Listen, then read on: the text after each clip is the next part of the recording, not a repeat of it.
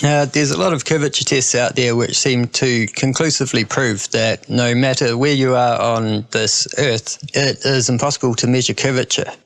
But that's obviously not good enough for a lot of people out there, so I've decided to take the curvature test a little bit further.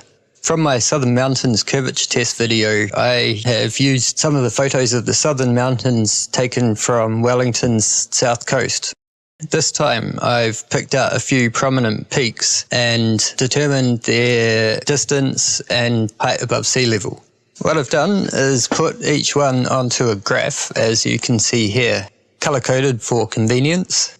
So basically you can draw a line perpendicular to the x-axis, and anywhere along the x-axis as it intersects with the lines on the graph, that is going to give us the proportions of the background. So we should be able to match the graph up to the photo, and the heights of the peaks should correspond. And if this works, this is absolute proof that there is no curvature.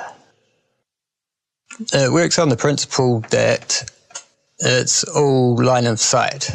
So as you can see here, I've put some concentric rings from the spot that the photo was taken so you can see the relative distances, just to illustrate that what we see in the background is just line of sight, but the heights of the peaks have been extrapolated to account for distance and perspective.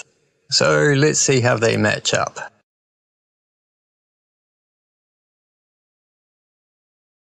Almost perfectly. Again, this just would not work if we lived on a curved surface. And we can use this to find the actual sea level. So that's quite a prominent false horizon created by the waves and swell in the foreground, due to the camera being just a couple of meters above sea level. Or maybe it's as Dinky Cash proposed in his video on perspective, that past the point of convergence, the horizon actually starts to drop. So this seems to prove to me that perspective is a lot more complex than people think, and due to the fact that the further peaks do not seem to drop off, we can only conclude that it's flat. The perspective and proportions work out perfectly.